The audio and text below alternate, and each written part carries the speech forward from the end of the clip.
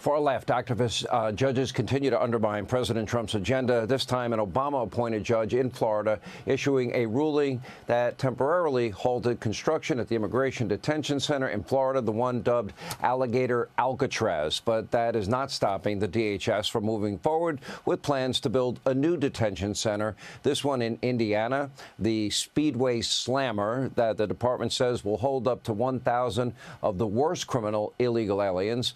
And by the way, with the rate at which they're being arrested, the detention space is needed. Yesterday, federal agents in a Penske truck descended on a Home Depot in L.A., leading to 16 arrests in an area that authorities say has a very large MS-13 presence.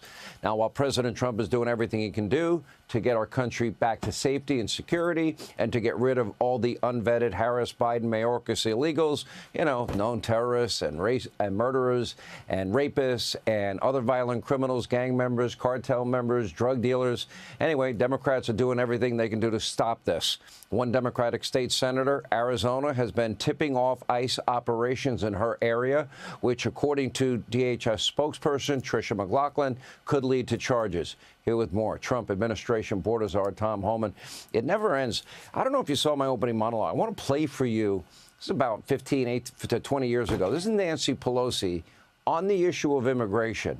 And I want you to hear it, and maybe you can analyze what has happened to that party.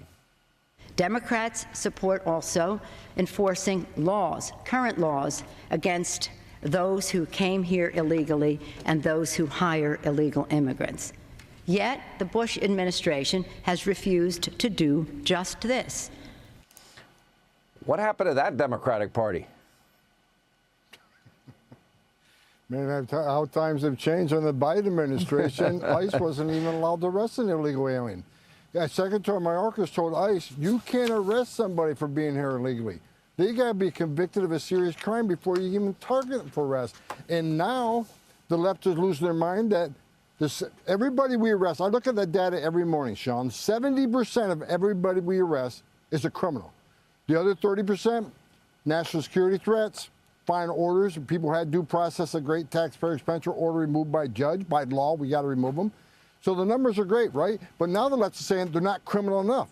I saw a story the other day, only 1% of deportees are murderers. Really? That is a new level. And another story says, well, a lot of them are DUIs. DUIs, a public safety threat, where 10,000 people a year die from DUIs. So now the story is the 70% criminals aren't criminal enough. We removed a record number of public safety threats and national security threats under the Trump administration. He's keeping his promise to American people. We're making this country safer every day.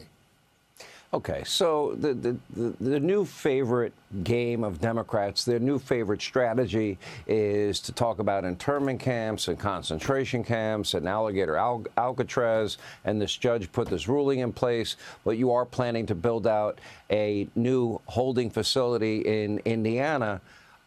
You really do need the space, but let's call it what it really is. Wouldn't that be called jail for people that didn't respect the laws, our borders, our sovereignty? In other words, what Nancy Pelosi was saying. And isn't it basically temporary because most of those people would be deported over time? Most of them would be deported within days or weeks. But Alligator Alcatraz, I was down there Monday. I walked through the food preparation area. Fantastic. I went through the medical facility. Top notch. I went through the detention facility. Air conditioning was fine. I asked about the reports of clergy not being allowed. They show me the books where the clergy's been in there.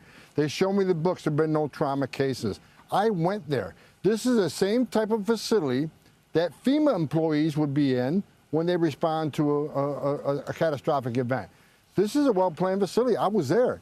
So the stories about this is false. And now a judge is going to stop construction. Has that judge been there? Has he done what I did? Did he do a walkthrough? Did he talk to the medical personnel? Did he talk to the detention officers?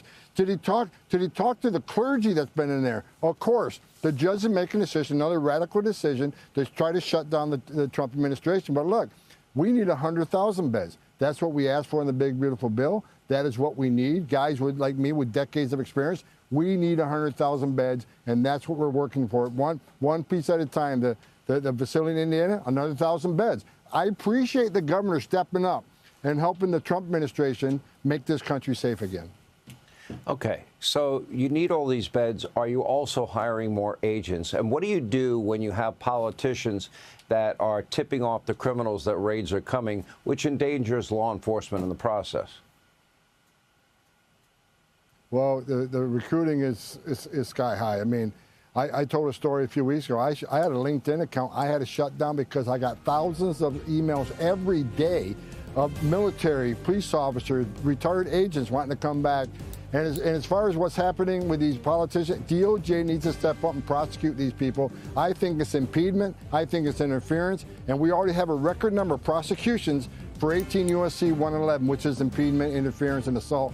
We got to keep prosecuting these people and send a strong message. Enough's enough. Zero tolerance. To me, it's aiding and abetting. To me, it's obstruction of justice. To me, it's a slam dunk legally. Tom Homan, always good to see you. Thank you, sir.